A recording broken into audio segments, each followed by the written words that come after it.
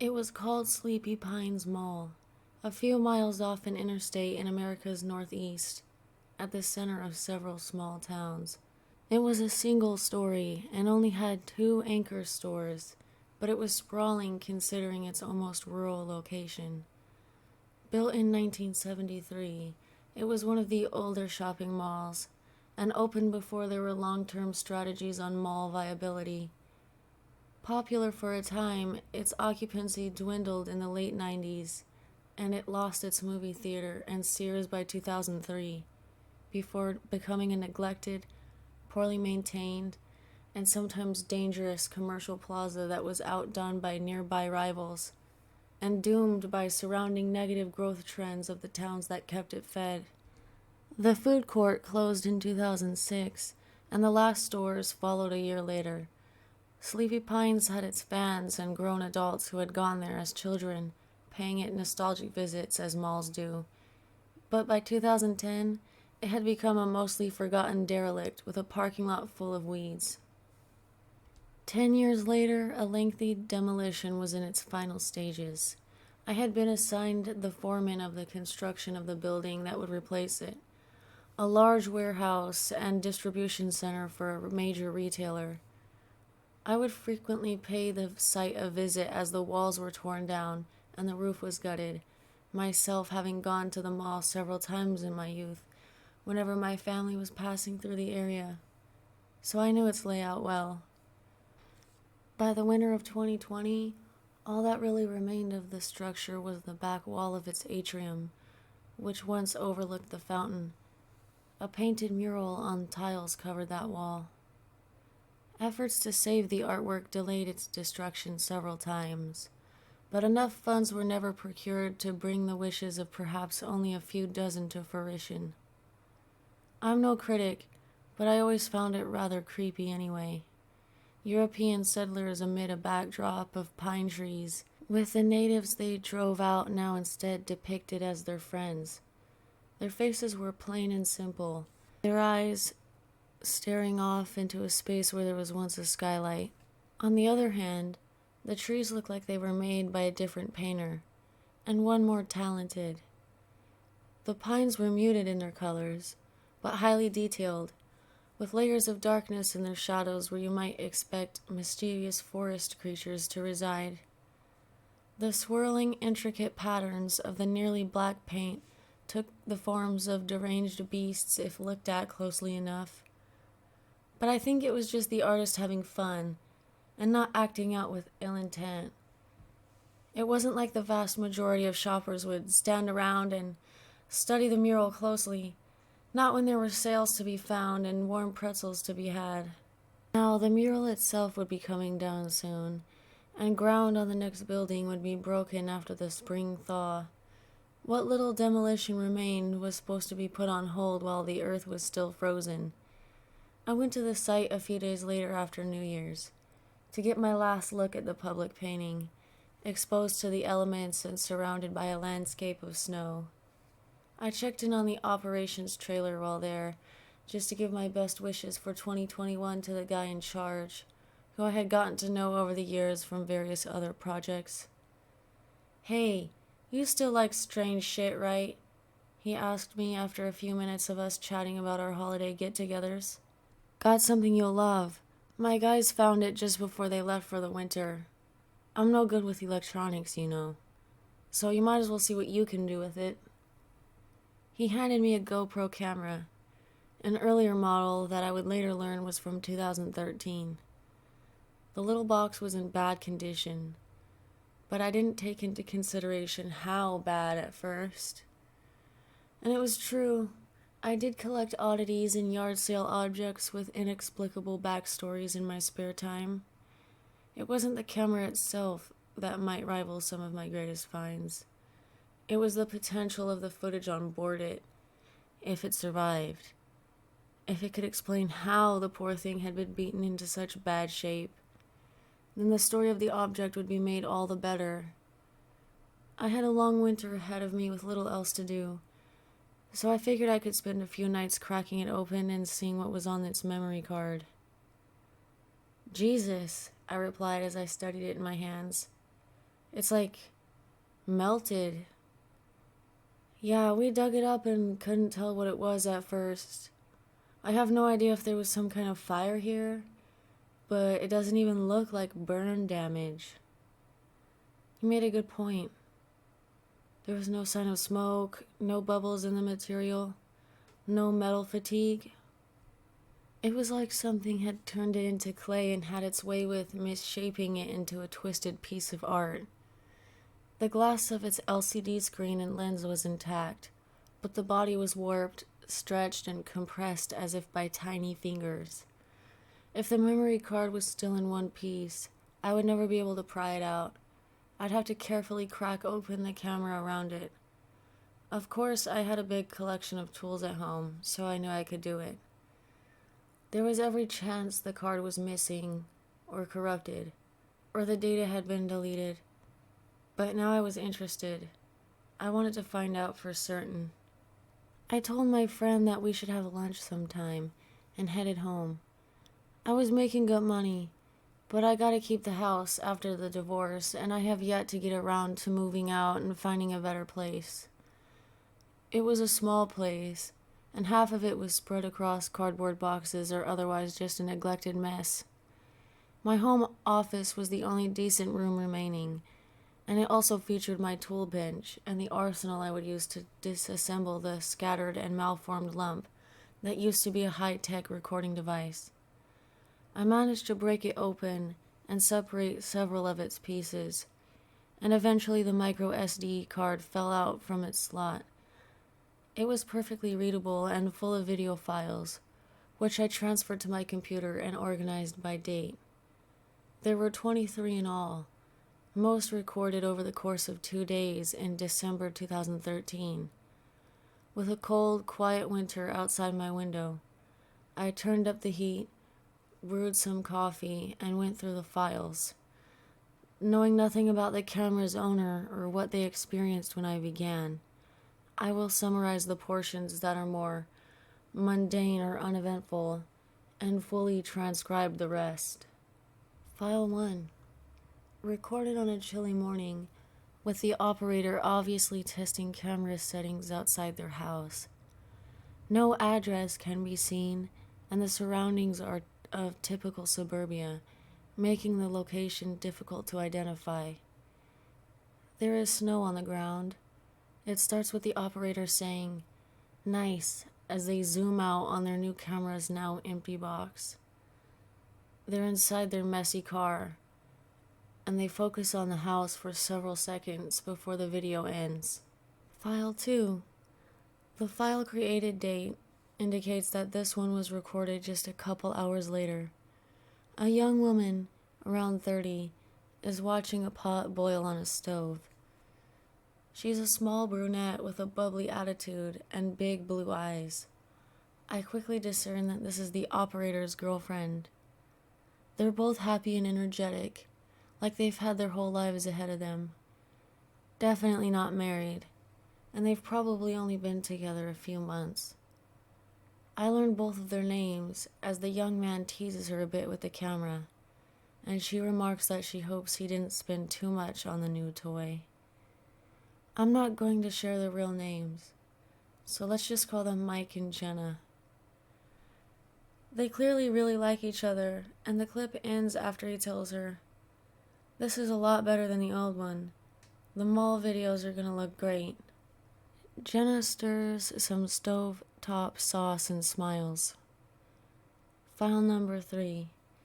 Mike records some football in a yard at another house. Even though the clip was made only a week after the previous, there's no snow present. In fact, everyone is running around in t-shirts, making it obvious that this was filmed much further south, away from cold weather. It's a Thanksgiving gathering, and Mike is filming his 3 younger cousins toss around the old pigskin outside, trying his hand at some sporty action shots. It keeps going for about 10 minutes, and friendly banter is shared among the family members. The cousins seem to like Mike, even as he keeps denying the requests to join in. At the end, Jenna walks out of the front door and tells everyone that the meal is ready. File 4. Mike and Jenna visit a local mall in the area on Black Friday. It's large with 2 floors and doing well. The place is packed, and Mike gets a few minutes of the mall Santa and the line of kids waiting to see them. Jenna looks at the camera and smiles again. Mike comments that he hasn't been to a mall this busy in years. It definitely makes me nostalgic for the pre-pandemic days. File 5. Mike is seen on video for the first time at the mall 10 minutes later. Jenna gets in some framing practice. Mike tries to humor her with grandiose gestures, like he's introducing the place to an adoring large audience. He says some things about the mall, but the crowds drown him out. The camera really isn't known for its audio recording quality. This lasts several minutes as Jenna gets used to the device and how to hold it steady. Towards the end, she recommends getting some sort of mount for it, which it was designed to be used with. Mike agrees. File 6. Things begin to get interesting. It's now December 15, and Jenna is doing another camera test around sunset. Mike is seen crossing the frame several times as he moves about and she pans the camera. They're getting footage of the front of Sleepy Pines Mall, which has just recently closed. Snow covers the neglected parking lot. Mike tries the door and looks frustrated that it's locked. I hear the agitated version of his voice as he remarks that they should have come yesterday. Now it's too late. Jenna assures him that there must still be some way in, that someone had forgotten to lock one of the many doors.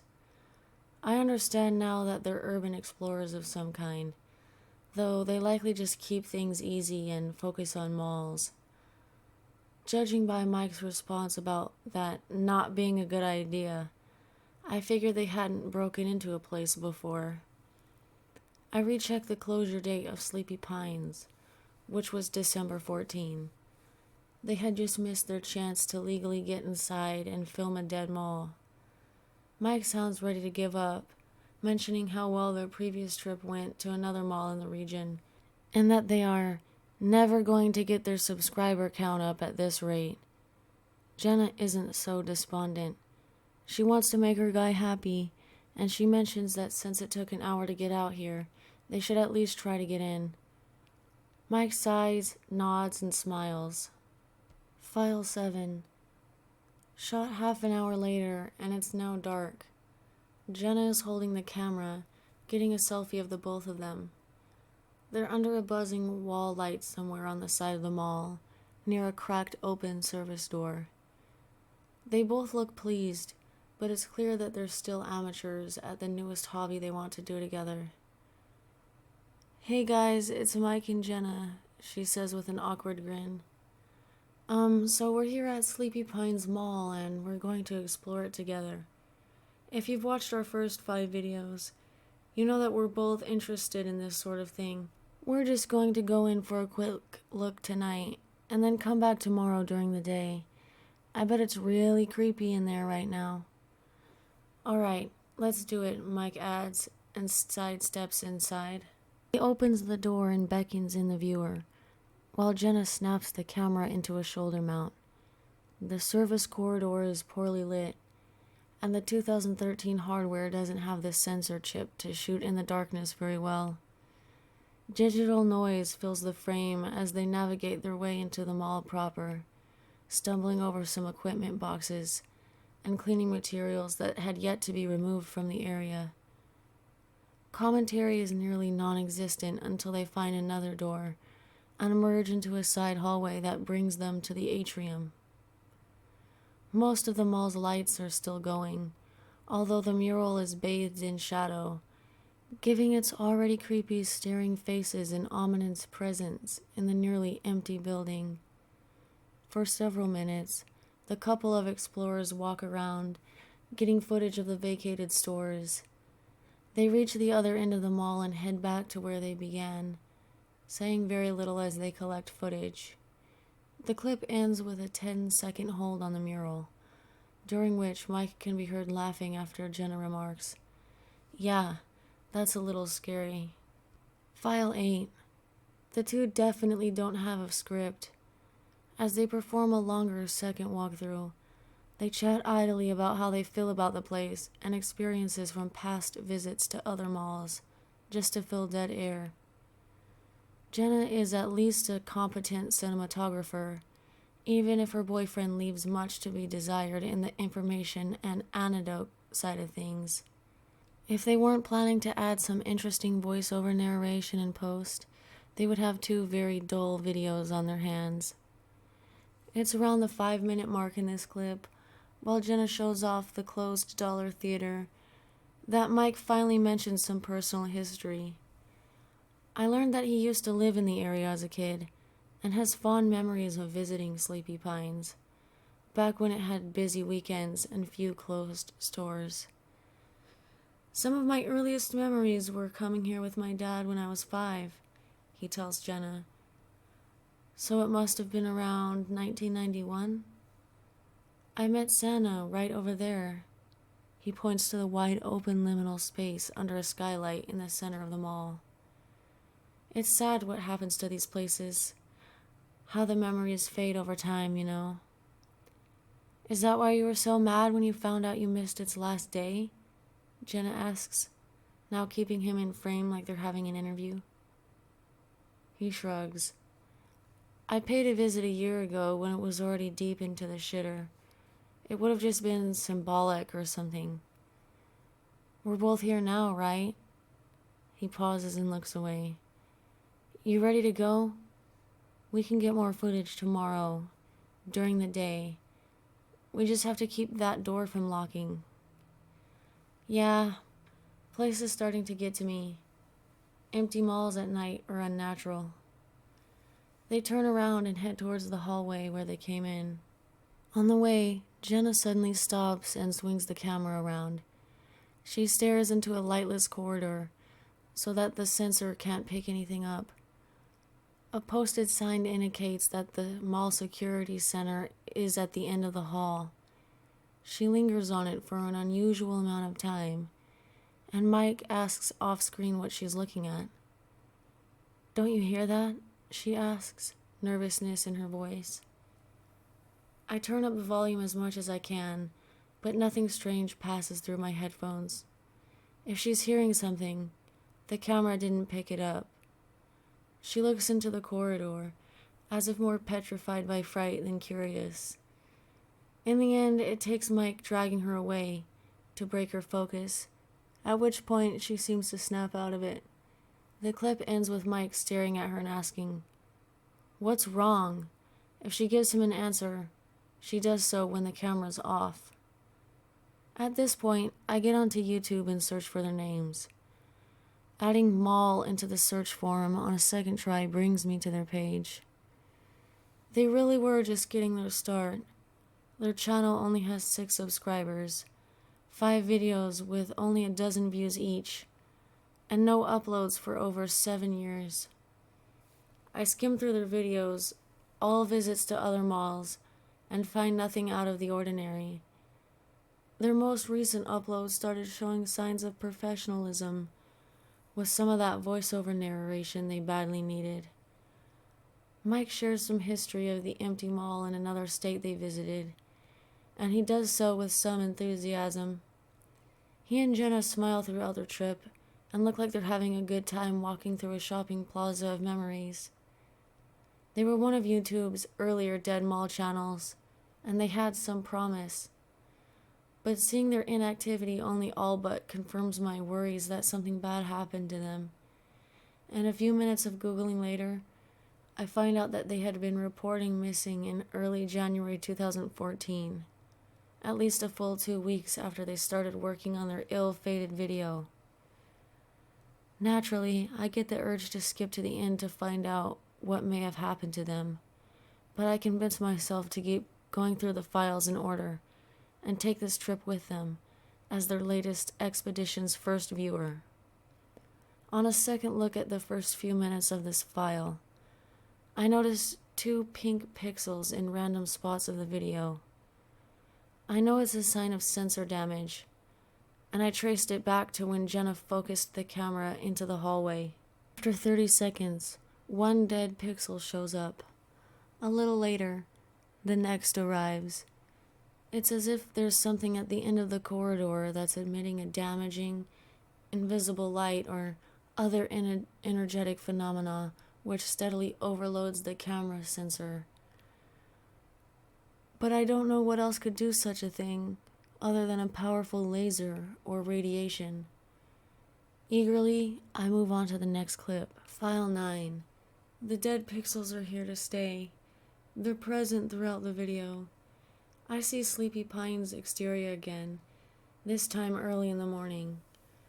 Mike stands at the side entrance, his breath filling the cold air. He gives Jenna a thumbs up, and she comes over and points the camera at the both of them. I'm Mike, and I'm Jenna. They then add in unison, and today we're exploring Sleepy Pine's mall. Cute. They proceed inside and arrive at the atrium without cutting the shot, even when there's no reason to keep things all in one take. But Mike must have done some research while at whatever hotel the two stayed at the night prior, as he starts going over the basic details of the mall. Its opening date and designer, a brief history of the area, a few controversies about its construction and maintenance record, and the stores that have come and gone all get a mention, although not in a scripted way.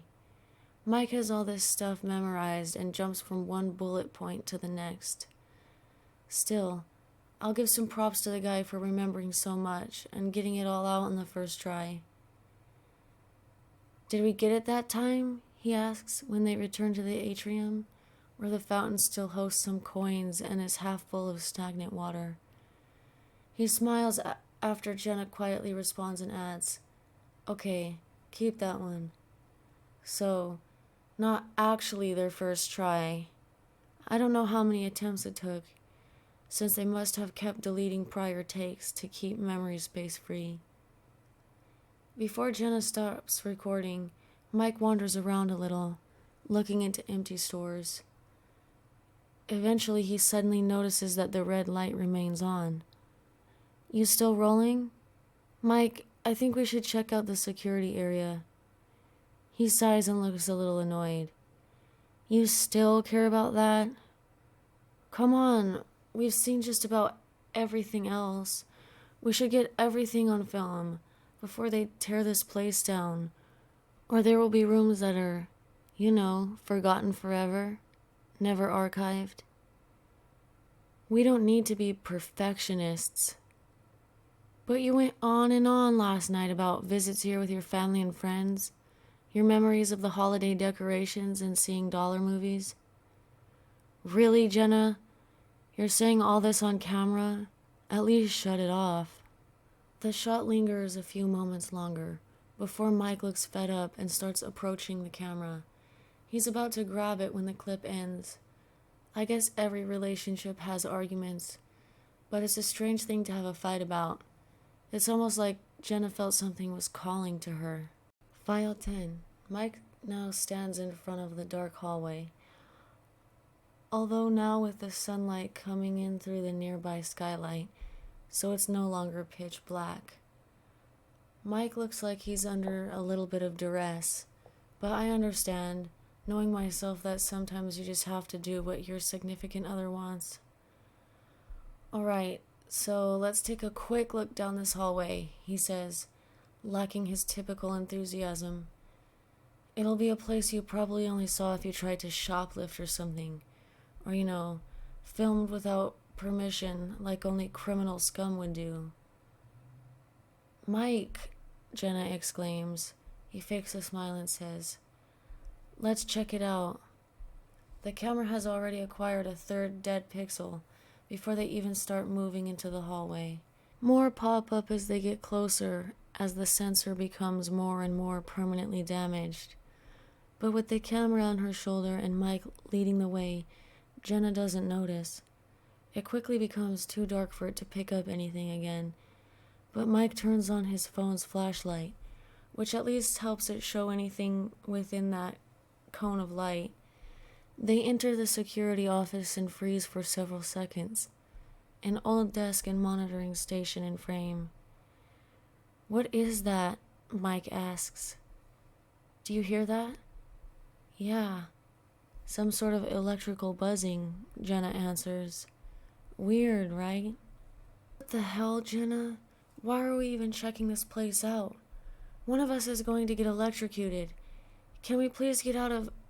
Okay, I thought there would be more to see." She turns around to leave, but then looks back at Mike again after realizing he isn't moving. He's staring into a small room to the side. His light is on a sign that reads, "Lost and Found." Now he's the one that seems to be under a spell, and just has to know what's beyond the next door. Without saying anything, he opens it and goes inside, and Jenna silently follows. What follows is difficult to describe. The video goes almost completely dark. For some reason, Jenna doesn't point the camera at whatever Mike is looking at until the end of the clip. His phone light is only seen at the very edge of the frame. They both examine what is evidently a strange object. "What is that thing?" Jenna asks. "No idea. Never seen anything like it." "Oh God, it's almost like it's moving." "Mike, don't! It's warm. How did this thing get here? Stop touching that thing. It's dangerous." "There's no such thing as a cursed object, Jen. I think we should get this thing out into the light and get a better look at... Oh, shit. What did you do, Mike? What is it doing?" "I don't know, I did..." They turn and run out of the room, but the cameras still can't pick up anything they might be hearing. The two are frantic, and the video, what little there is to see, becomes a shaky mess. By now, scattered pink pixels partially cover the video, completely obscuring this entire small segments of the frame. The two can be heard screaming in the last few seconds of the clip, which ends abruptly. The darkness. I have no idea what kind of terror the two might have experienced. I would have thought they were already dead if this had been the last file on the card. Or, at best, someone else found the camera and recorded more video before they mysteriously disappeared. Analyzing the clip frame by frame reveals two elements that just barely got burned into the digital film. As they turn to run, Mike's light sweeps over the strange object they came upon. It's some sort of totem, made out of an unknown dark material, and maybe about 3 feet high. It sits in the middle of the lost and found room, on the floor, and is the only thing in the place at all. It's covered in carvings that form angular patterns, though I use the term loosely because there's no real pattern to the lines at all. They swirl and break off from one another in random, unappealing ways. It's like one of those AI-generated images that almost looks like something familiar and identifiable, but is never quite anything that really exists. Even so, it didn't look entirely alien, or forged by some forgotten tribe. It could have been someone's art piece, found at a garage sale many decades ago, its history and origins now long obscured. But the strange totem wasn't the sight I found really frightening. I don't think Mike and Jenna saw them before his phone light cut off, leaving them in the darkness. I can't confirm whether or not they're moving or just writhing in place, but on the walls of the security room is a spreading sea of long, solid black worms. I don't know how else to describe the things, but it's obvious in the few frames I get of them that they're no trick of light or other optical illusion. Worms, molding over the wall, like they're devouring it. After rewatching the entire clip several times, I close the video and try to wrap my head around what I just saw.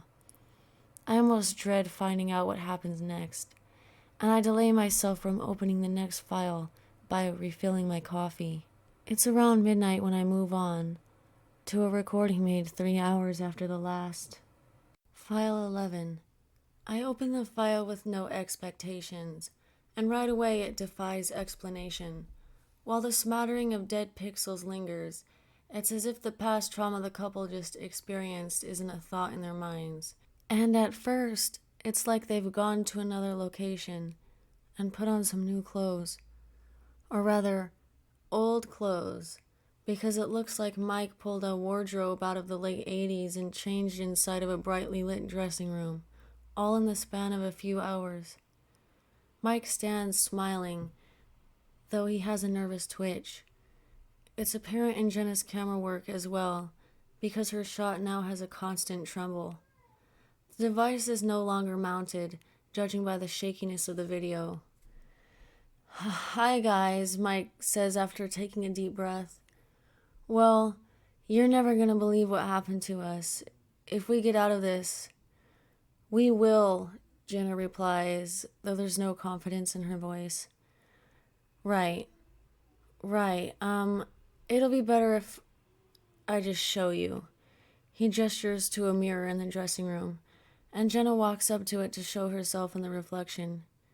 She now looks sharp in a bold red blazer and capri pants, and her hair is fancifully styled in a way that would take hours to achieve. But it's the camera itself that's even stranger. Holding it with two nervous hands, she brings it close to the mirror. And it's no longer a GoPro. It's not even a digital device anymore. It's now somehow a classic Polaroid, one of those old instant cameras. "Yeah, weird, right?" Mike continues. "It doesn't even have a screen on the back anymore. But it has buttons, and all of the on-screen information is inside the viewfinder. I don't know why or how, but our clothes changed too. It's like, I don't even know how to say it. Oh man, we're going to get millions of views, baby. We're going to be on talk shows, and scientists will want to..." "Mike, can we please just get out of here? It's too confining." "All right, yeah, let's keep showing them." The two leave the dressing room and step out into a fully lit, packed Dillard's department store, just like the one Sleepy Pines used to have. But I hadn't seen one so busy in many years. And as Mike and Jenna kept pretty quiet and gave a tour of the place, I steadily realized why it seemed so off. Like their clothes, those on all of the shoppers and staff, and those waiting to be worn on the racks and shelves, everything is dated. It's all fashioned from around 30 years ago. Mike at one point even grabs a polo shirt and, with a stupid smile on his face, brings its price tag right up to the camera, remarking about how it's so cheap. "Do you get it yet?" he asks the viewer. "I mean, it should be obvious what happened to us, right? We didn't believe it ourselves at first, but..." "Oh, sorry, man," he tells an older shopper he bumped into, who only responds by turning around and giving Mike a curious look. "Come on, let's see them all. We haven't left this store yet. Needed some time to get over the shock first." I wish we had gotten some of that recorded. Jenna was crying, all hysterical. "Mike," she replies disdainfully, "you're taking this all way too lightly. How can you not be terrified of what's happening to us?" He frowns and admits, "A part of me is, baby, but we can't explore this place while only being scared and worried. We can at least get it all on record, in case something happens to us and the camera is all that's found." "Don't say shit like that, Mike. None of this is normal." "Hey, come on. I'm right here. I'm with you. We'll get out of this." Jenna begins to cry, and the camera points down at the floor. Mike can be heard saying, "Let's talk," just before the clip ends. I go directly to the next one. File 12. It's a few minutes later. The camera is now pointed toward the main thoroughfare of Sleepy Pines, past the Dillard's entrance. The shot lasts for about 30 seconds, during which dozens of shoppers walk by, many of them wordlessly glancing at the camera for a moment. Mike then walks into frame and guides Jenna out into the mall, though her movements show she's still reluctant. I pull myself and my chair closer to the monitor and watch intently. I hear something familiar and nostalgic coming through on my headphones. I turn on the noise canceling so that I feel even more engrossed by what I'm experiencing. Mike doesn't even know what to say about the enormity of the situation as they approach their exit.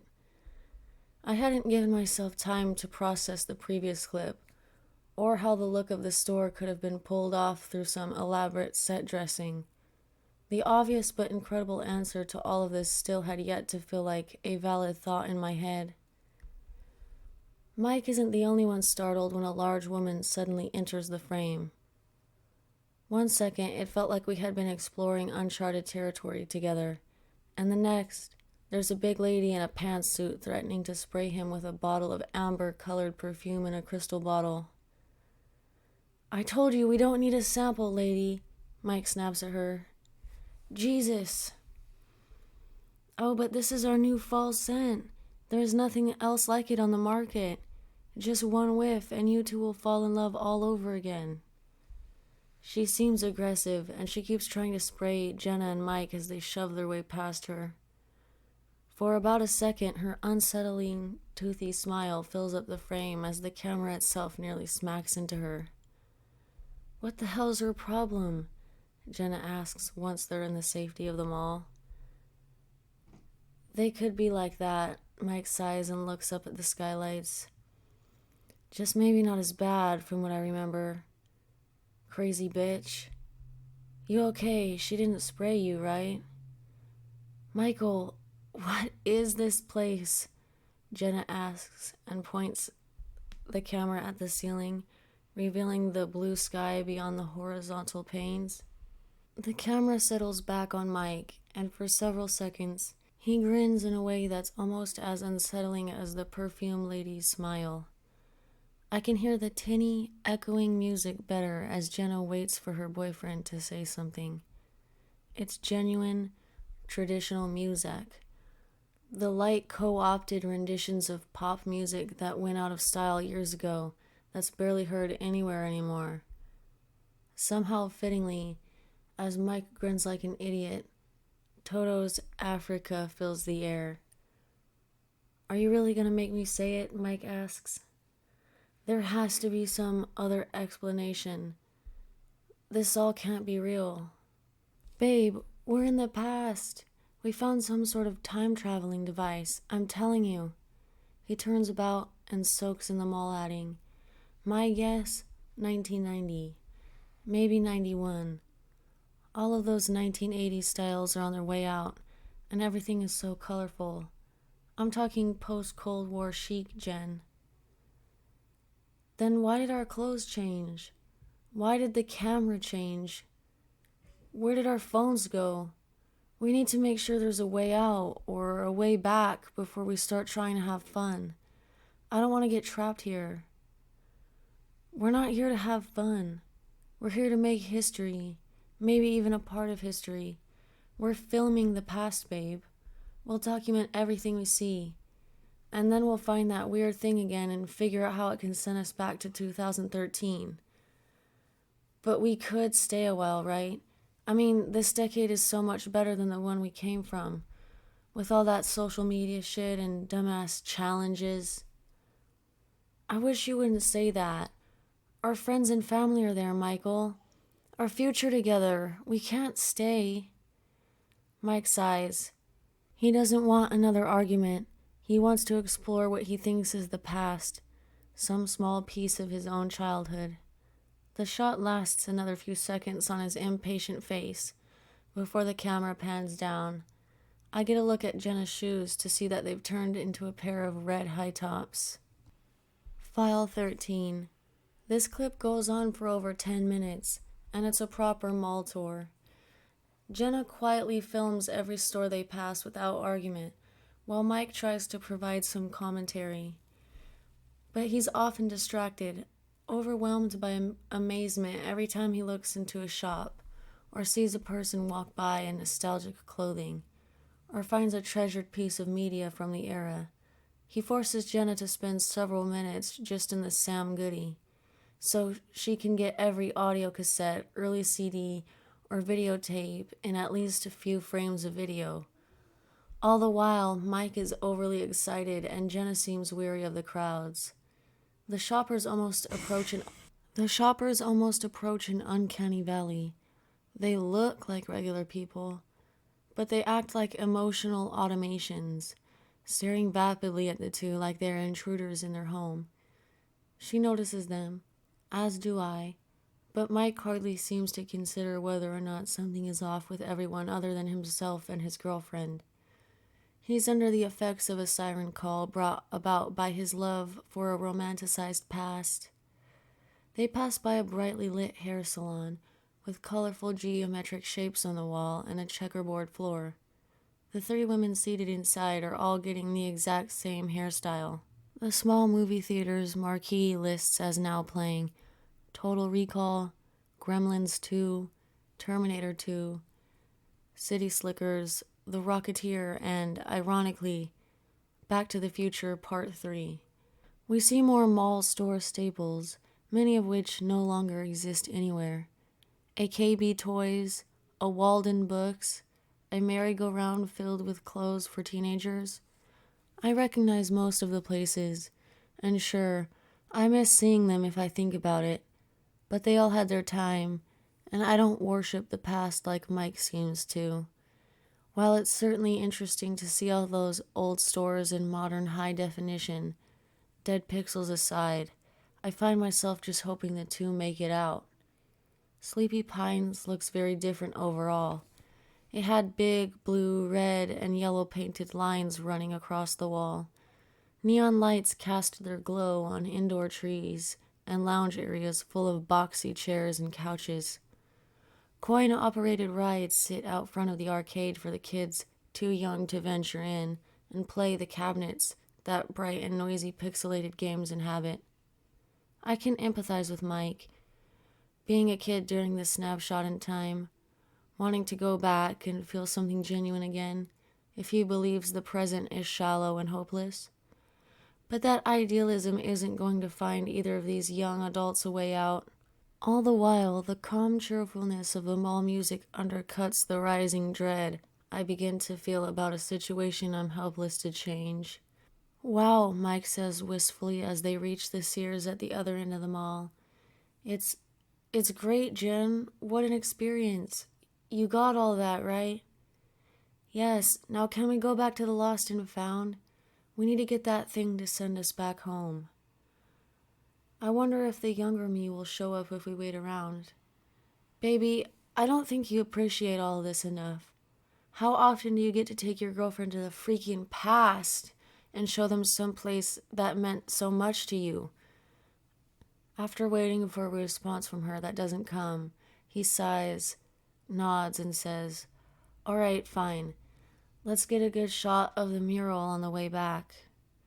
They head to the mall atrium, where Jenna lets the mural fill the frame. It's incomplete and even creepier for it. 2/3 of the forest segment is done, but the 5 figures standing in front of it have yet to be painted and are just a solid, ghostly white. I didn't know that the whole thing wasn't finished all at once. It suggests that there might be something to my idea that the poorly drawn pioneers and natives were added by a second artist. Maybe even just as an excuse to cover something up on the original background. That's weird as hell, Mike says as he looks at the artwork. We must have been brought back to one of the few days when the mural was still being made. Jenna grumbles and starts to pressure him to focus on getting themselves home, but is interrupted when mall security comes over and reminds the pair that they can't shoot pictures in the mall without permission, unaware that their mutated camera is actually filming video. "Sure, no problem," Mike is heard saying after the camera goes to Jenna's side and is pointed at the floor. "Hey, can we check out your Lost and Found? We think we, left something behind when we last..." The clip ends as abruptly as I've come to expect. File 14. The next file was created 4 hours later. I'm seriously concerned about what might have happened in the time in between before I open it. Mike and Jenna are staring at the camera together. They're back in one of the Dillards' changing rooms, where they might feel safe. The light flickers above them, and now they both look noticeably stressed. Hey guys, Mike tries to find the words and wraps an arm around Jenna's shoulder. So here's the part where we have to tell you that things aren't looking good for us. I don't know how or why we're in the past, and we can't find the thing that brought us here.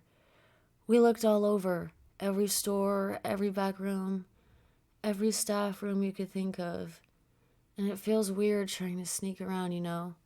The people here are always looking at us, and I don't think any of them have left either.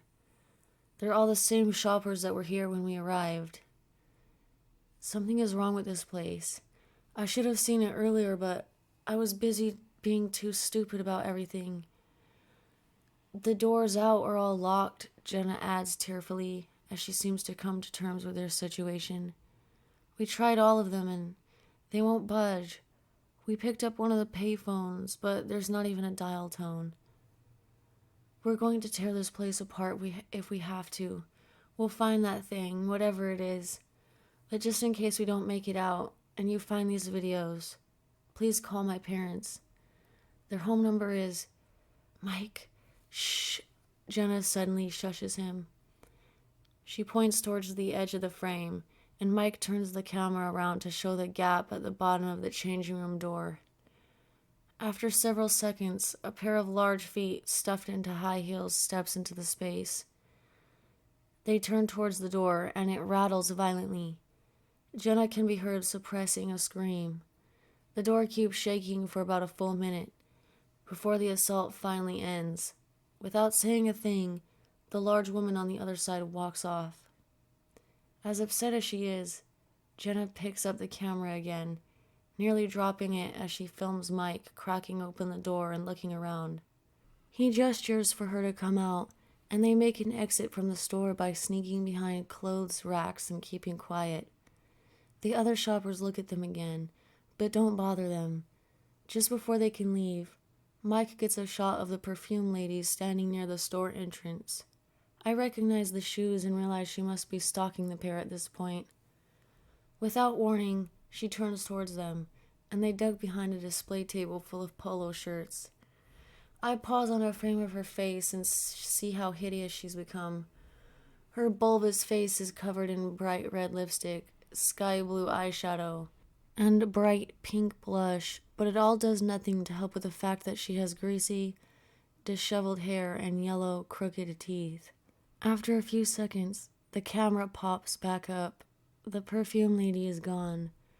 Where is she? Jenna whispers. I don't know. We just have to get out of the store. We never should have come back in here. We knew the door would be locked just like the others. Mike, we have to... Jenna is cut off by the sound of rustling fabric. She and Mike both flip around to see the perfume lady staring right at them from the top of a clothes rack. She slumped over some of those chrome bars, her blob-like arms dangling down like she's an obese sloth with a murderous glint in its eye. She curls her lips into a demented grin and holds up the perfume bottle, seemingly glued to one of her hands. Mike and Jenna quickly work up the nerve to get on their feet and make a run for the store entrance. Judging by the sounds coming from behind them, their pursuer knocks over an entire rack and crashes into more displays as she gives chase. There are expletives, terror, and panic in Jenna's voice as she and Mike dash out towards the mall. She briefly turns the camera back to capture the crazed lady on film. She's become animalistic, running on all fours with eyes black as a shark's. Jenna lets out a shriek as the feral beast gains on them. But the perfume lady stops right at the boundary of the store, as if there's an invisible barrier she can't pass. After catching his breath, Mike flips her off, and the woman simply regains her composure, getting back on two legs and returning to the cosmetic department, that grin never leaving her face. What the hell, Mike? She's not human. No person acts like that, Jenna shouts at him. We need to get out of this place, right goddamn now. I know, Jen. I know. At least she can't leave the store. Shit. Mike tries to calm himself down as the shoppers stare at him. Most of them now just standing around as if they're NPCs who have run out of walk cycles. He points the camera up at the skylight, revealing that it's dusk. The neon lights of the mall now determine the colors, splashing everything in hues of reds, purples, pinks, and blues. I can also hear that the music has slowed down and become distorted, like a talking electronic toy with low batteries. The audio seems to unnerve Mike, who closes his eyes to think but can't get comfortable enough to do so. It's like this place is starting to fall apart, he mutters out as the same thought had just crossed my mind. Jen, we need to find something heavy. Hammers, crowbars, maybe just a trash can. We'll smash our way out. He proceeds to shove his way past the crowd of zombie-like onlookers, yelling at them to get out of his way all the while. Jenna follows at a distance, getting a face full of their staring eyes on the way. They briefly stop near a display of red 1990s Corvette, where a nearby film crew seems to be trying to make a commercial. Hot lamps hit the sweating face of an older man in a gray suit. He repeats the line, "A lot is happening at Sleepy Pines Mall. Why not come see what's new today?" several times, as Jenna also films the scene. Mike then loses his patience and enters the shot, but the attempt at making a commercial continues. "You've been here for hours," Mike tells the crew angrily. "Who are you people? How did you get in here? What ad agency do you work for?" "Michael, stop," Jenna quietly pleads. "Don't antagonize them. They're not even real. They're mindless, running on some kind of script, with no concern for consequences." Mike knocks over the lights and the expensive film camera, and then steals the tripod. Jenna doesn't know what to make of it, and she just stands in place in shock as Mike walks away with the bulky piece of equipment. And actually, Mike seems to have a point, as the actor simply keeps repeating the same segment of the commercial several more times, with the crew watching and going through the motions. The camera pans down to the floor and the clip ends. File 15. It starts with Mike midway through another swing of the tripod against a glass door. He's been at it for a while, based on his apparent exhaustion. He lands the heavy, metallic tripod plate against the glass several times, but he has yet to crack it. The glass doesn't even seem to have any give to it. He might as well be hitting a brick wall. The vintage cars and trucks in the parking lot outside seem real, but I'm not sure. There's no people outside in the darkness, yet the couple are trapped in the mall with hundreds of them, so everyone beyond its walls may not have reason to exist. Whatever time travel trickery is going on, it likely can't extend past the building in which it was triggered. Jenna can be heard quietly sobbing. She pans to the trash can on the floor, knocked over, and she gives it a kick, giving me the impression that she had used it to join in the effort before she gave up and started filming again. I also noticed that the music is now completely gone, replaced by a monotone buzzing sound. Mike hits the door 12 times in all, working up a sweat and eventually hopelessly collapsing to the floor. The recording of his effort then ends. File 16. The camera sits on the table in the food court. It's getting late, but it looks like all of the places are still open. The pair have cups of soda and slices of pizza on paper plates in front of them, but they both look hesitant to eat.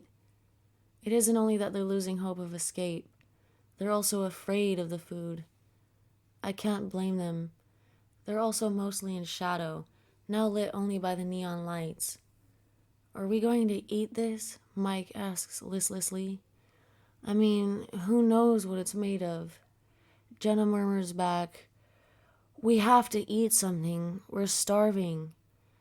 Mike looks into the camera and says tiredly, "Yeah, so the clocks here say it's 2 a.m, and the thing just keeps on going. It's a 24/7 mall now, I guess. We couldn't last much longer without eating or drinking something. If this is what ends us, At least you'll know it wasn't the perfume lady. In one of the few acts of bravery I've seen Mike exhibit across the videos, he takes a sip from the cup before Jenna, slowly at first, before gulping it down thirstily. Then she does the same with her drink, and they soon look a little bit more confident about trying something solid next. Well, it tastes like Dr. Pepper, Mike says and examines his pizza. And it looks authentic enough, even though I don't think much of anything is real in this place. Okay, before it gets cold. He takes a bite, chews, and eventually swallows. Deciding it tastes edible enough and is worth the risk, he quickly gobbles up the rest, while Jenna remains more reluctant and takes her time with her food. It's too dark in here, she says, looking around. All the ceiling lights shut off hours ago, but the people didn't even seem to notice. We'll try to get some sleep in the arcade, Mike tells her. All of the games are still running. I think that's the most light we'll get. What's going to happen to this place? Maybe eventually the dream ends and we wake up? Even the guy at the Sbarro didn't speak or ask for any money. Yeah, then Mike deadpans a joke. No wonder the chain is dying off. They sit, drink, and eat quietly for another minute before the video ends.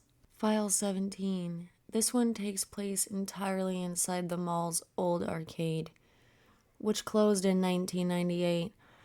The only sources of light are the flickering cabinet screens of games on their demonstration modes, but there are many that the place remains the brightest locale of the mall at this point. Mike holds the camera this time, but I don't know what he's trying to archive, other than the miserable conditions the two have found themselves in. He makes a few rounds around the arcade cabinets, muttering incoherently to himself. Kids and teenagers fill the large room with a carpet featuring planets and stars, but none of them move. Some have their hands on joysticks or buttons. Others just stand there and stare with arms at their sides. Mike tries to elicit a response from one of the kids, getting the lens right up to their face. Their eyes are just glazed over, looking straight ahead as the light of the fighting game reflects off their large pupils. They're just as catatonic as everyone else. Mike throws a swear at him before going over to the prize counter and getting a shot of all the toys he'll never be able to claim. I went to a good university, he tells his audience of one, and turns the camera on himself so he can speak angrily directly into it. I had a good job lined up, and I liked the 1980s, the 90s. So what? Doesn't mean I want to be stuck in some shitty, bizarro version of nostalgia. I never want to visit a mall again. And the camera battery, it should have died a long time ago, but the icon says it's still full. Nothing is right. It's all wrong. We're never getting out of here. Still filming, he goes over to one of those large cabinets that you can sit down inside of for some privacy and immersion. It's an old racing game with a steering wheel, and Jenna is curled up on the seat, facing the wall, sleeping, or trying to. As this file was created 5 hours after the previous, I get the feeling that Mike couldn't sleep, or gave up trying. He decides to let Jenna be and slumps down on the carpet. Several cabinet screens are now in frame, the kids in front of them now lifeless silhouettes. Mike can be heard getting emotional for a few minutes, over the noises of the games. Suddenly, he hears a loud metal clang outside, echoing down the mall's corridor. He jolts up and points the camera at the darkness outside that only neon lights can penetrate. His breathing is shallow and rapid. Nothing shows up, at least that he can see, but he still ends up running into the small utility closet, without alerting his girlfriend to possible danger, and closes the door. Following another few seconds of pure black image filled with digital noise and dead pixels, the video ends. I assume he eventually fell asleep in that cramped space, and the experience was beginning to wear on his sanity by this point.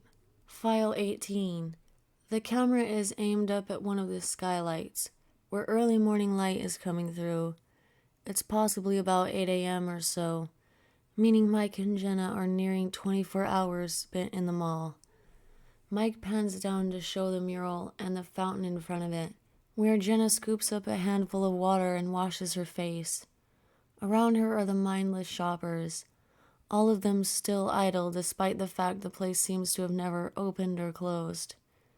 This version of Sleepy Pines, whether it really existed in the past or not, just is. I've come to realize that it represents the memory of a mall, where people are there to remember it. Times where it is empty and dormant don't factor into this corrupt amalgam of its golden days of service. The speakers are still pushing out some sort of noise, but now all I can hear are tonal crackles. Mike approaches Jenna, leaning forward and staring at her reflection in the fountain. She looks at him as he draws near, now looking incapable of ever smiling again.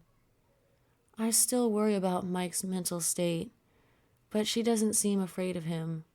She's just tired, or starting to resign herself to their imprisonment. "Jen, are you hungry?" Mike asks flatly.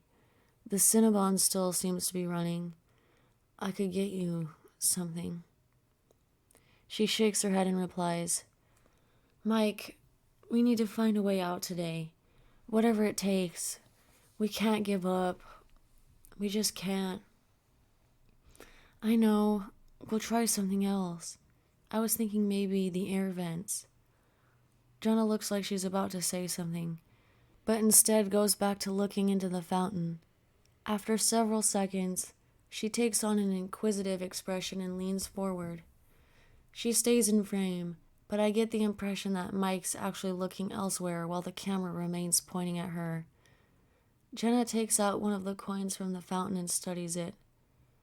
I can only barely hear her murmur, "Michael, look at this." Mike doesn't hear her and shouts, "Jen, run!" The camera swings around, and I see the perfume lady aggressively approaching at a fast and unstoppable walking pace, the Dillards far behind her. It's the first time we've seen her leave the invisible boundary of the department store, and Mike and Jenna seem shocked about this as well. The large woman still has a bottle of perfume in one hand, but there's no telling what she really wants. Not ready to find out, the couple start running. File 19. An hour after the previous video ended, Jenna gets the camera going again to show us Mike crouching down between some washing machines and peeking around the corner of one of the big white cubes. They're somewhere in the Sears store. "I think we finally lost her." Mike sighs and slumps against the machine. "Crazy bitch. Why is she the only one still moving around?" He shakes his head and looks up to see that the camera is recording. "Mike," Jenna says quietly, "there might be a way out, or something." He grumbles back, "What are you talking about?" "Don't get your hopes up, but I found a... Here, just look." She hands him a quarter, and he checks both sides of it. He looks at Jenna like she's crazy at first, but then realizes why she sees it as important. It's got state art on the tail side. That didn't start until around 2000. Yeah, it's from 2005. I don't think the coins in the fountain were affected by any of this.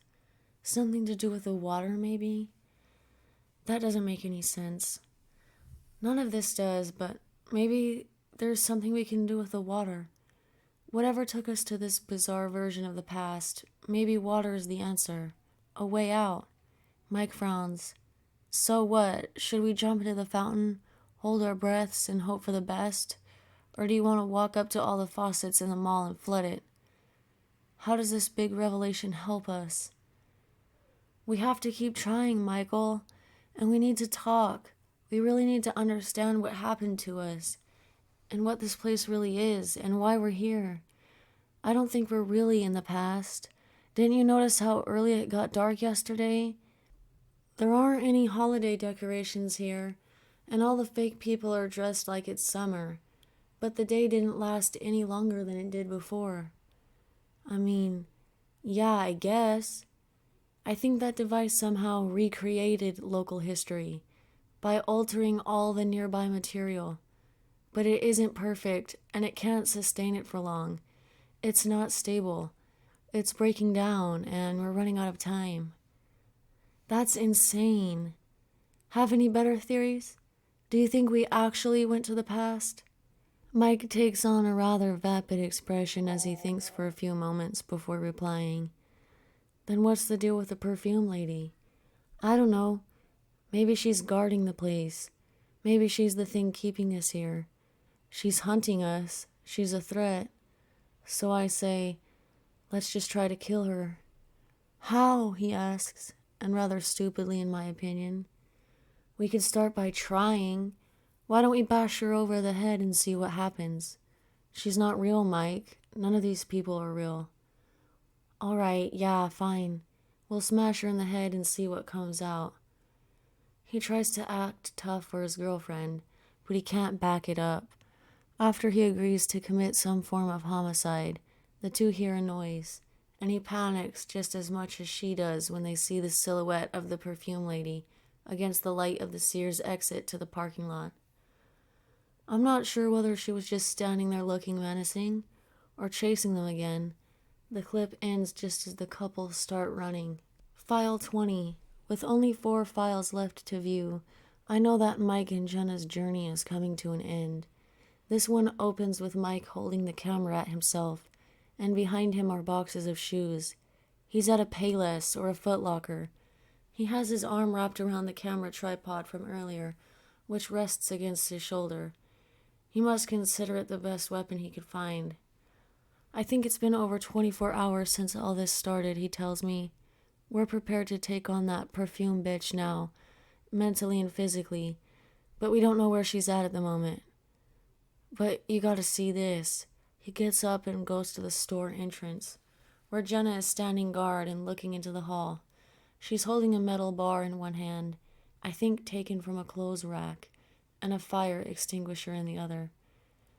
Look at them, she murmurs. They're getting worse. Mike gets a little closer to one of the nearby kids, but still keeps a safe distance. Thick, black ooze, moving as slowly as hot tar, is dripping out of the boy's mouth. Smaller streams of the stuff come out of his lifeless eyes. Mike pulls back and pans the camera to reveal that the surrounding adults are suffering from the same affliction. Still, they all do nothing but stand quietly. Jenna walks into frame and says, "This is what I'm talking about, Mike. This place is falling apart. First it'll be the more complex things, like the people. Then the rest of it will follow. The whole building. But not us, right?" Jenna doesn't have an answer, but there is doubt in her eyes. They move away from the store, Jenna ready to strike with her crowbar. Everyone they pass is disintegrating from the inside out, but none of them act aggressively or move in the slightest. Mike points the camera up to the skylights, where a miasma of black specks is rising and beginning to smother sunlight. As he pans back down, he catches on film one of the shoppers losing their arm. It simply breaks off and falls onto the floor, where it slowly melts into a pool of black liquid. At this point, they're running out of expletives and just accept it. Even the movie theater's marquee has been corrupted, or is glitching like a crashing computer program. The only 2 eligible titles are Casablanca and Gone Girl, neither of which came out anywhere near the supposed emulated time period in which the two are trapped. The other spots on the marquee are jumbles of letters and numbers, and a pile of them is building up on the floor by the box office. Mike turns away and focuses on the fountain they're closing in on. The mural behind it has lost all its elements and is now solid black. Jenna runs over to the water and looks down into it. She dips a hand in and then steps into fully, submerging herself to just below her knees. "You really expect something to happen?" Mike asks as he catches up. "You're just getting soaked. Might be hard running in wet, squishy clothes, Jen." "Maybe we don't have to run anymore if this is our way out." She looks down at her feet and mutters, "Come on, do something."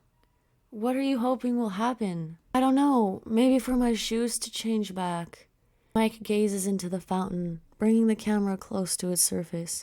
He notices the coins and takes one out to look at the year it was minted. You were right, he admits. You've been putting more thought into all of this than I have. I guess anything's worth a shot at this point. He points the camera straight up for about a full minute, leaving a bit of his hair in the frame as the clouds of dark particles thicken above. After he has had some time to think his deep thoughts, he swings it back down and gets a shot of Jenna's shoes again. They're still red high tops, and she expresses her disappointment with apparent anguish.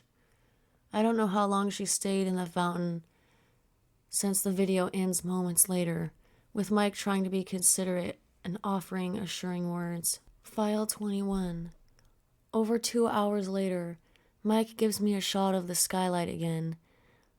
Only now, the dark particles are burning away into a thick mist that almost fully obscures the sunlight. It's moving like boiling water, forming a wriggling cloud all across the top half of Sleepy Pines. The writhing mass reminds me of the worms crawling on the wall from earlier. But it gets worse. The camera sweeps down to the walls of the atrium, where large tiles are breaking loose as more black ooze pours out and spreads across the floor. Jenna walks towards the camera, trying hard not to step in the gunk. She stares at Mike for several seconds and then keeps walking past him. This place has gone to hell, he mutters into the microphone. Then he asks Jenna, are we doing another walk? Nothing's changing with the doors. The people in stores are almost gone, but the doors are still solid, Jen. If anything is burning off or melting, then a way out has to emerge. Yeah, maybe, but we've been going back and forth for a few hours. I'm going to the food court to see if there's anything left. Not sure that's a good idea. He follows her anyway, and they cross through a hallway that looks more like a moving, dripping cave system of black magma than anything humans' hands made. I think it's all being reclaimed by the device that projected a version of the mall that emulates its past, but one that never really existed. They make it to the food court, now nearly pitch black as its primary light source. Sunlight has been all but completely blotted out. The food is darker still. The sub sandwiches, Chinese noodles and rice, and Sparrows, pasta, and pizzas have lost their color and form and are starting to turn into slag. There's nothing left, Jenna sighs. God damn it, I'm so hungry. I just hope that, what we ate before passed through us enough. We don't have any of this nasty stuff inside us. The two look down at one of the shoppers' heads on the floor, separated from its body, and still staring ahead mindlessly in a pool of its own gunk. They don't remark on it. It must really be a common sight by now. Mike, Jenna says while the camera is still pointed at the floor. What is it? That kid. You've got to be shitting me. What about him? Mike walks off, only bringing the camera back when he's a few feet away from the young boy. 5 or 6 years old. His gooey insides are still intact for now, and he looks blankly into space like all the others. I put the pieces together on why Mike suddenly sounds so upset just before he confirms it. Jen, that's me. Why am I here? Why? She comes over to get a look at young Michael and then tries to comfort the adult one as he keeps the camera on the kid's eyes. It doesn't mean anything, she tells him. How can you say that? Whatever created this place it pulled from a pool of faces, maybe full of everyone who ever came here. But that could be over 1 million people. Why did I just now find the young me? Where was he? How does whatever this is know who I am? This is all so screwed up. It's messing with us. We're never going to get an answer. Let's just go back to looking for a door, or maybe focus on staying safe until a path opens for us. Mike takes a deep breath and turns the camera back to show the two of them again, both clearly exhausted. He works up the confidence to say, The next time we turn this thing on, we'll be filming our escape, or already back in our hotel room. I'm sick of this place. I think we'll be taking our channel in a different direction after this. They both lock eyes and share a brief kiss before the video ends. File 22. Unfortunately, Mike lied. Created another 2 hours later. This one starts with another shot of the skylights and part of the wall right beneath them. Now, finally, it seems things are reverting. The thick fog of particles has disappeared, and now there's a few feet worth of the more recent, aged atrium wall between the ceiling windows and the black goop, which is no longer actively moving. Instead, the material is now like a dried, flaking crust. A few chunks break off of the mass and turn to dust on the way down. It's as if the 2013 version of the mall is emerging from a cocoon. "Hey, it's us again, hopefully for the last time," Mike says and gets both of them back in frame. Their eyes are half closed and they look ready to sleep for a week. Well, we still couldn't find a way out, but it's starting to look like we just have to keep waiting a little longer. Sleepy Pines is returning to normal. Very slowly, Jenna adds. "Yeah, look at this." In a sweeping 360-degree shot, he throws off the atrium, and there are 3 main hallways. It's all coated black, including the floor, turning the place into a demented Dali painting. It absorbs all the color and most of the light, but there's enough sheen to the crusty darkness to make out its melted wax shapes and texture.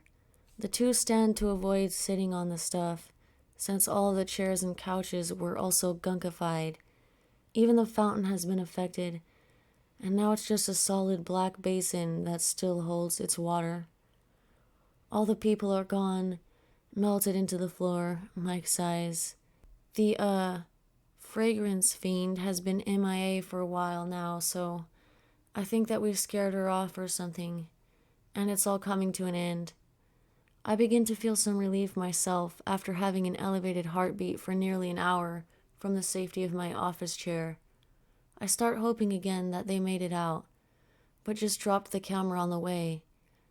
I look at the little thing on my desk, my mind still trying to process the idea that it had been twisted into a very different size, shape, and model before twisting right back again. Mike goes on to say, "We still don't know what happened to our phones, so hopefully we'll be able to flag down a car, get some food, get back to the hotel room, close the curtain, sleep. Sound good, Jen? Jen?" He looks over at her to see her staring down at her shoes, which he quickly gets into frame. They've changed back into a modern pair of sneakers. "Mike, it worked," Jenna murmurs. "Yeah, I guess. It took a long time. Did you feel anything?" My feet tingled for a second, and then I looked down and she stops suddenly as a loud, thundering crack echoes throughout the atrium. "What the hell was that?" Mike exclaims and swings the camera all the way around to show a large segment of the melted black wall near the KB toy store breaking apart. "Jen, I think it's speeding up. We might be able to get out in just a few minutes." "Oh, thank God," she breathes out. The wall cracks again, and then a torrent of ooze which never dried comes pouring out.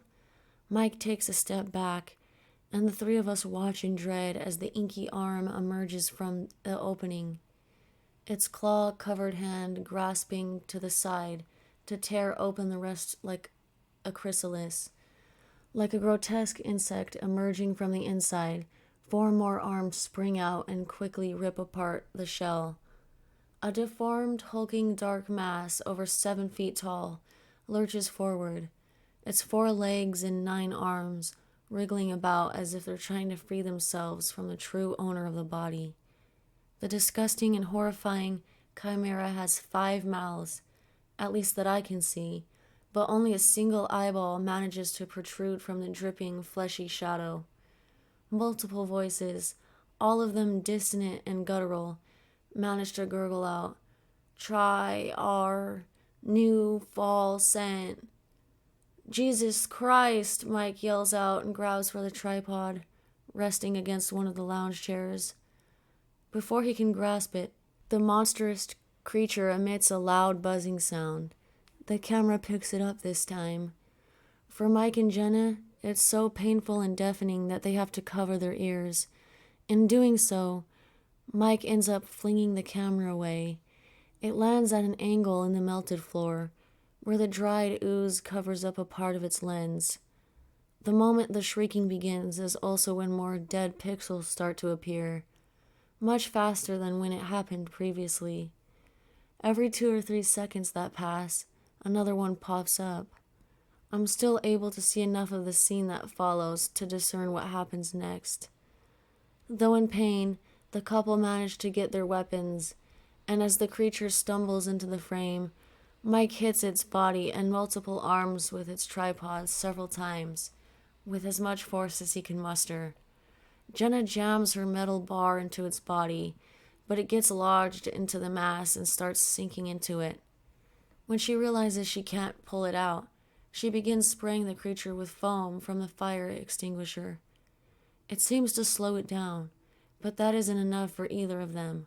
They know they need to destroy it, or at least try to.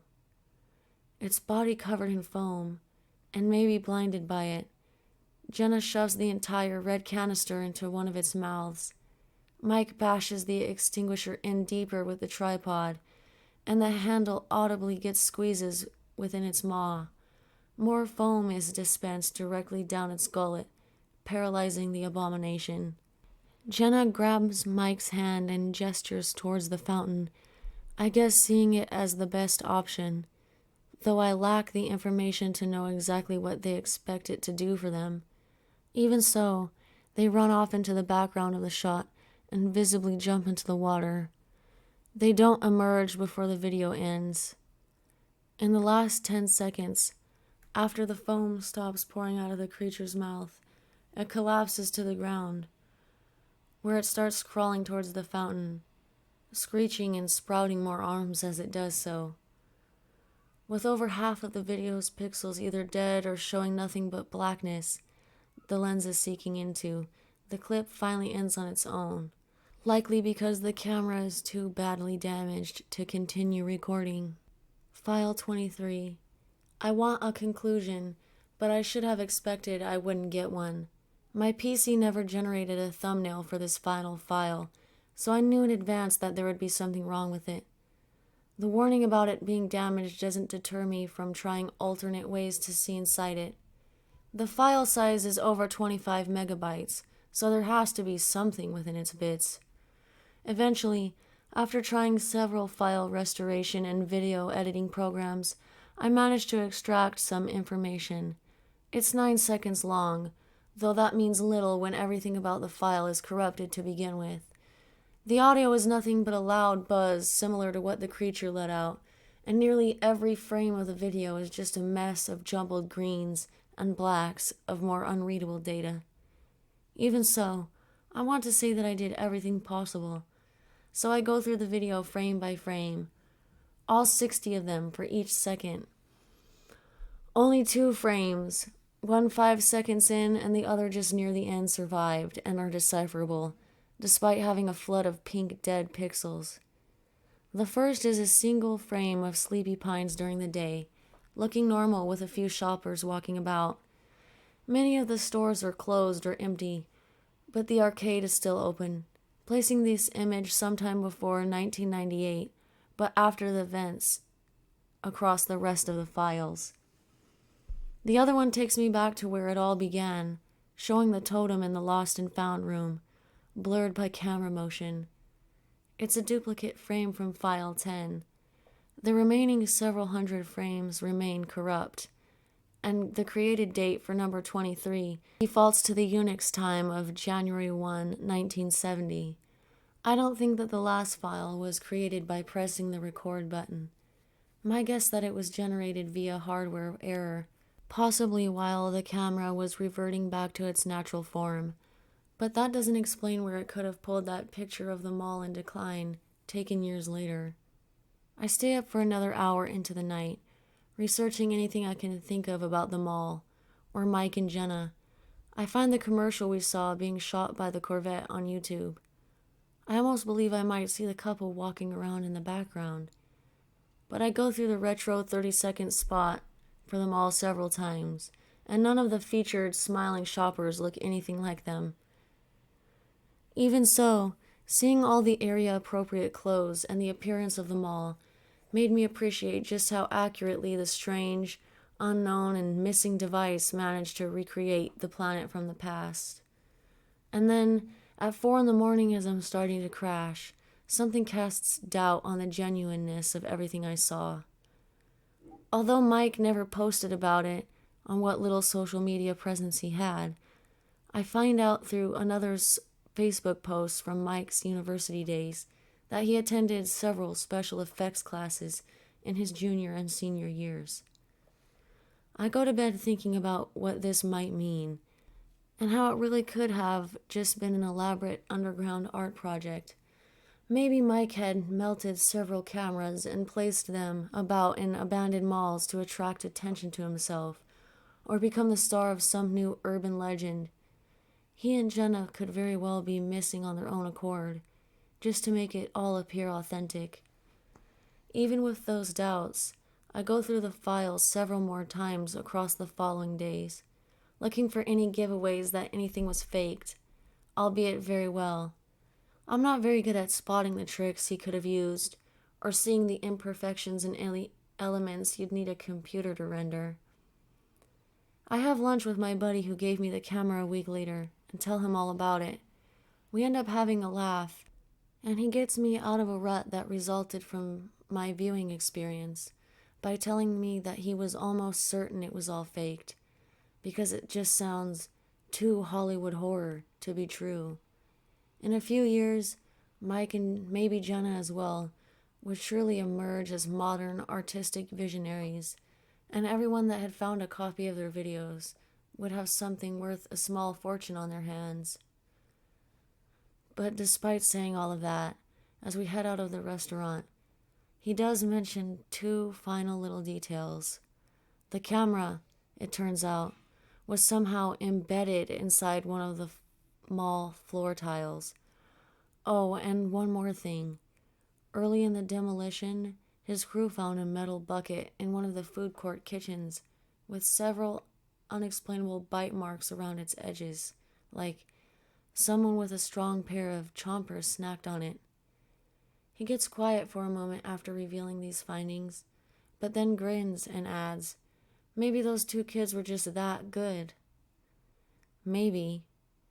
But I can't bury the part of me that believes everything I saw, and knows deep down that what happened to Mike and Jenna is, in fact, a mystery.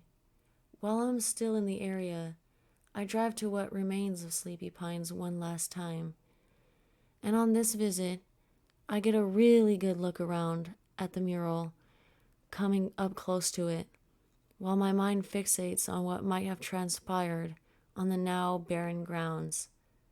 I try to remember what it was like when I was younger, back when I first visited the mall and had studied the intricate swirls, finding secret critters among the dark forest.